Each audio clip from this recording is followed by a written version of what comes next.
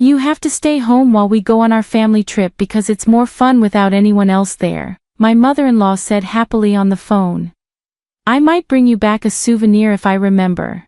I was supposed to go on this trip with my in-laws and my husband, but now they were leaving me behind. Ever since I married her son, my mother-in-law, who really loves him, never misses a chance to say something mean or bother me. Staying home might be a problem, I said back, but my mother-in-law just laughed like she was making fun of me.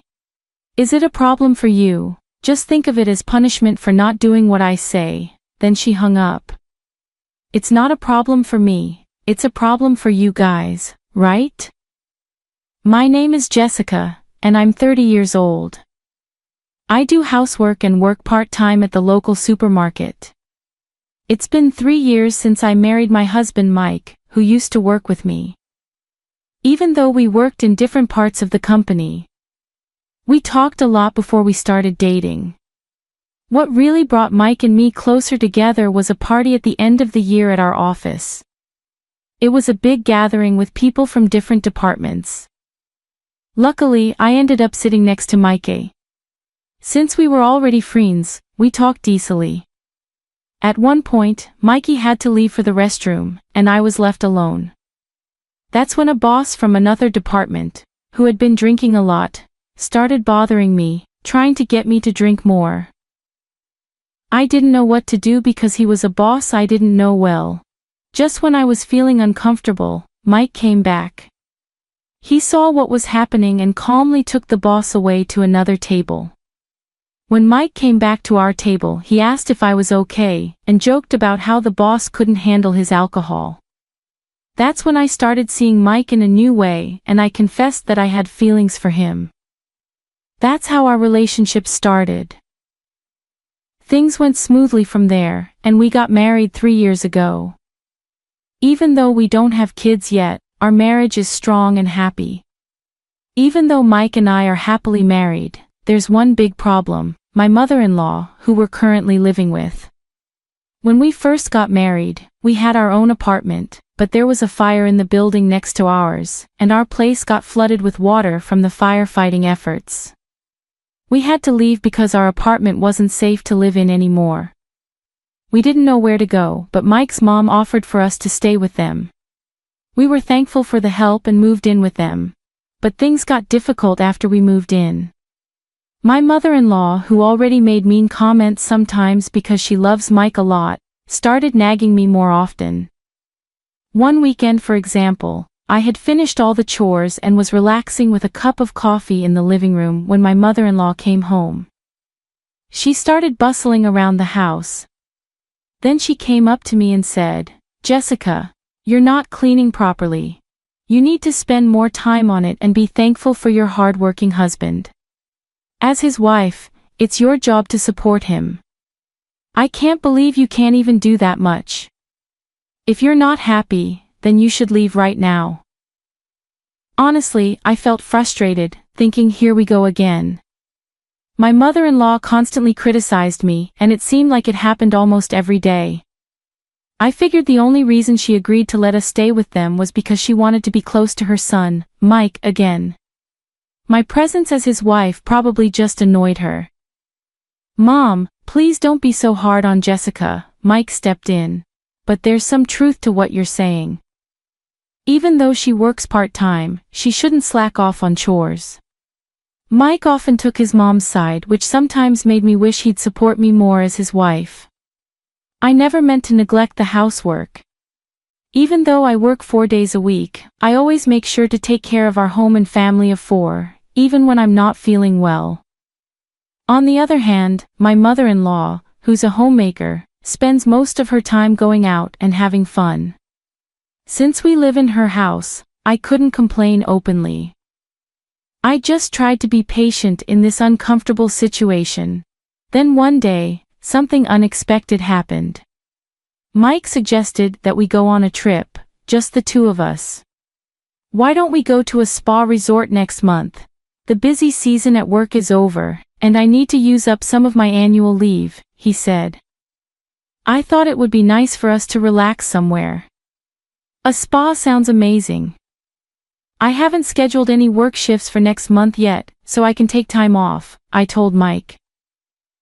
After talking it over, we decided to go on a 2-day spa trip in the middle of next month. Since we planned to go during the week, we expected to have a peaceful and unhurried time together. I was thrilled about the trip and couldn't contain my excitement. Whenever I had a moment, I found myself researching our destination. Just as I was getting ready to book our stay, my mother-in-law said something surprising. "Jessica, I heard you and Mike are going on a trip. Why didn't he tell me?" she asked. Well, I stuttered, worried about how she might react. Then she said exactly what I feared she would. "Next month is my husband's and my anniversary. I was thinking of celebrating with a family trip.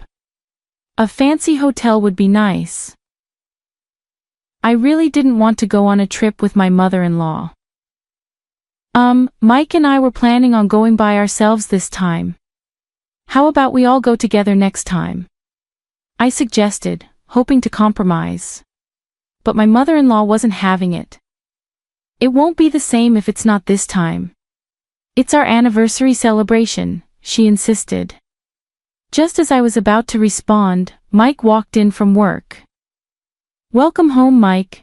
We were just talking about the trip," my mother-in-law said enthusiastically. "Oh, I'm excited," Mike said, seeming to agree with his mom.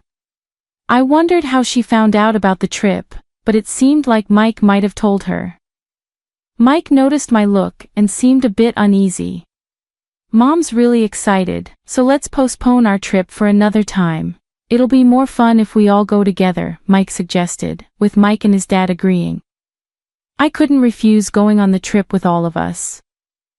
"Okay, next time it'll just be us, I promise," Mike said, looking relieved when I reluctantly agreed. Even though I wasn't happy about how the trip turned out, there wasn't much I could do about it now.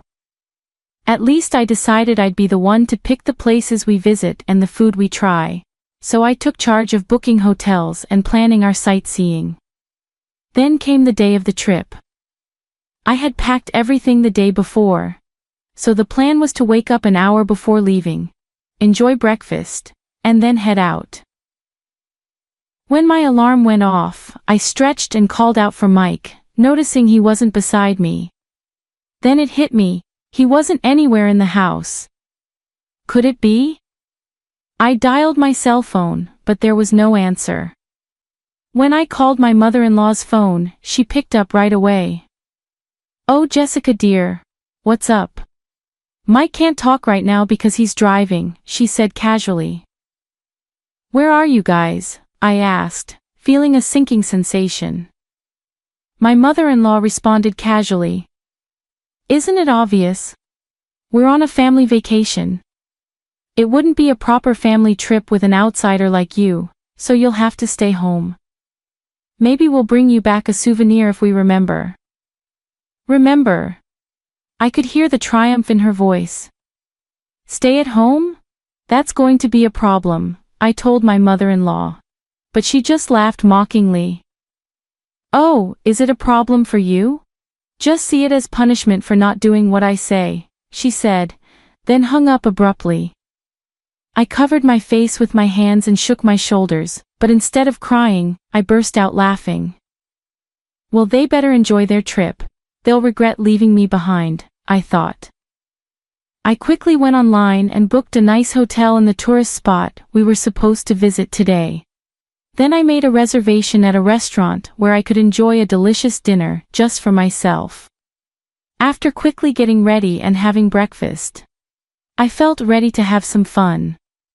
"All right, time for a good time," I said to myself as I grabbed my luggage and hopped on the train. I had done a lot of research on different tourist spots, and I was determined to have a vacation. It's a small tourist spot, so I might bump into Mike and my in-laws, but I don't care. They're the ones who messed up, I thought as the train approached our destination. From now on, I'm going to forget about my mother-in-law and Mike and just enjoy myself, I decided as I stepped off the train. I visited a cute boutique, had tea at a trendy cafe, and chatted with locals, thoroughly enjoying my solo adventure. As the day turned into night, it was time to check into the hotel. I had booked one of the top luxury hotels in the area. I felt like I needed to do something drastic like this to rejuvenate myself. As I walked towards the hotel's check-in counter, I heard a woman's voice causing a scene. "Why can't we stay here? We're willing to pay," she exclaimed. When I looked closer, I realized it was my mother-in-law causing the disturbance. Of course they wouldn't be allowed to stay there because this wasn't the hotel I had booked for the four of us. From a safe distance, I saw Meek spotting me and calling out, "Hey Jessica, what's going on? We couldn't stay at the hotel you booked, so we have to find another one. But they're full," he explained, looking a bit angry, followed by my furious mother-in-law. "Well, that's what happens when the person who booked the hotel isn't here to check in. It's a security rule. I did warn you," I said calmly. At that moment, they seemed to realize their mistake and exchanged surprised glances. Just as they were about to cause more trouble, hotel staff rushed over. It was quite funny to watch my mother-in-law being escorted out of the hotel gently but firmly by the staff. "Remember this, we will stay in a place far more luxurious than this hotel," my mother-in-law exclaimed before she and Mike left. Feeling somewhat relieved, I proceeded with my check-in. Once I completed the check-in process, I was shown to my room. The clean and luxurious decor made me feel like I was in a dream. After settling my luggage, I decided to explore the hotel. After wandering around for a bit, I returned to the lobby.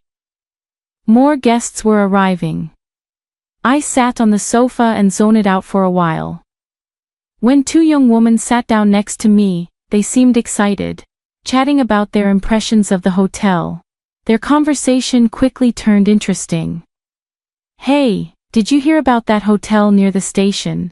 There's a really creepy rumor about it. They say if you stay in a second-floor room, you start hearing things that aren't there, and your stuff gets stolen. And even worse, there was a case where someone died and nobody knows who did it," one of them said. "We're so lucky we're staying here, right? Do you think it's true? But why hasn't anyone been arrested? I mean, wouldn't they call the police if something like that happened?" the other asked. "Well, there are rumors that even the hotel staff might be involved.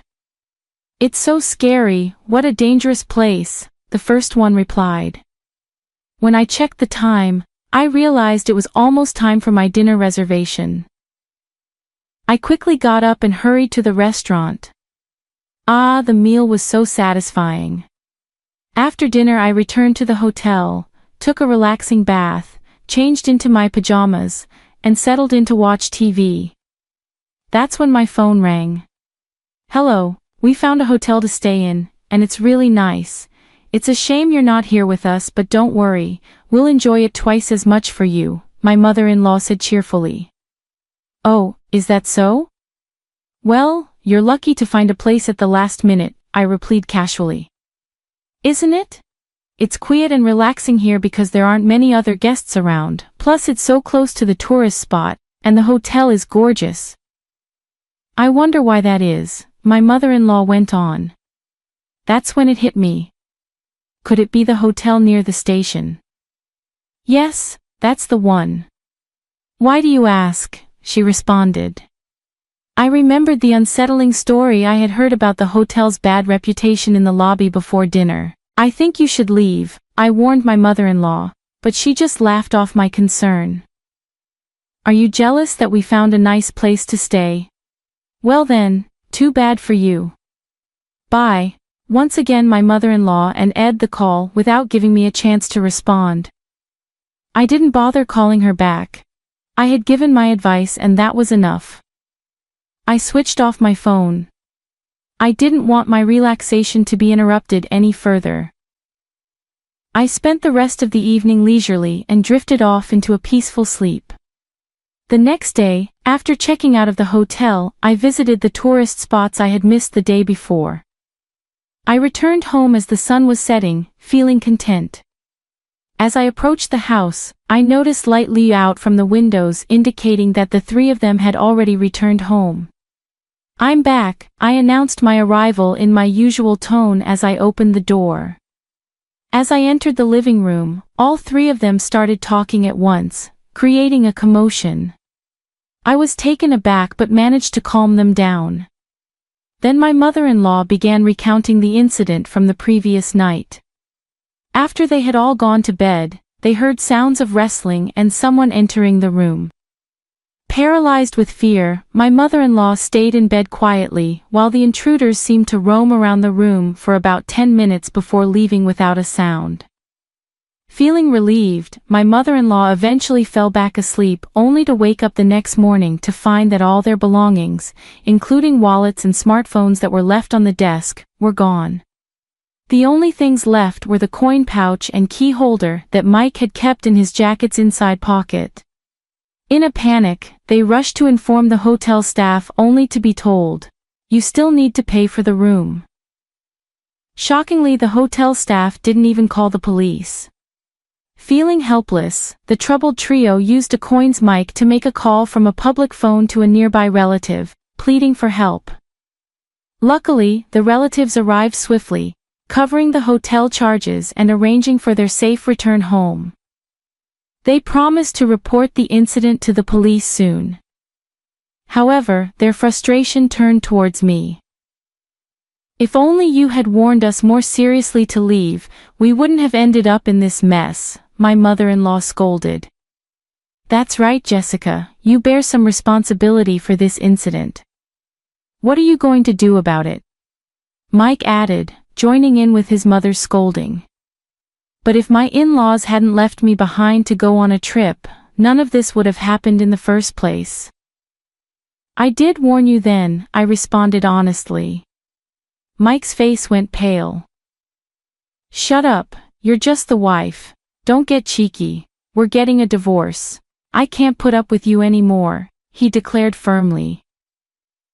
I was stunned into silence. I quietly went to our bedroom, retrieved something from the cabinet, and returned to the living room to show it to Mike. "Divorce? Fine by me. I don't need a husband who won't stand up for his mistreated wife," I declared firmly. Mike's face went pale. What I had brought out were the divorce papers I had asked a lawyer to prepare. I had been getting ready for this possibility.